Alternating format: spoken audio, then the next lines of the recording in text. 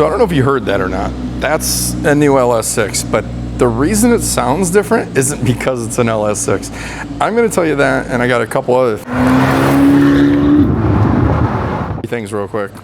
One of them happens to be why that sounds so much different when you start it. Yep, you're reading that right. That is a lithium-ion battery that is standard on this LS6 Stingray. So when you heard it start like that, that's actually very similar to what the E-Ray sounded like. So when I fired it up, I was like, wait, that doesn't sound like the LT2s did. That there's number 2. We've gone to 550 on all of the cars now. So all of them are gonna run 550 at this point, straight across the board.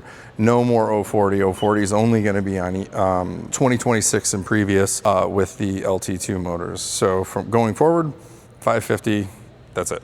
Now, number 3 has been discovered. You're seeing is the deflectors underneath that were made for the export markets, the gasoline particulate filter deflectors.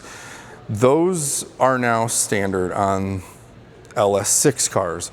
Everybody's been looking at them going, oh my God, these are coming on 27 Corvettes. No, they're coming on LS6 Corvettes. We've had an LT7 in, we've had an LT6. They didn't have it. So those air deflectors are now standard, but specific to LS6. So if you get a Z06, get a ZR1, ZR1X, any of those, you're not gonna have those. Those are only on LS6 units. So those are our 3 things that I've noticed. You have a lithium-ion battery.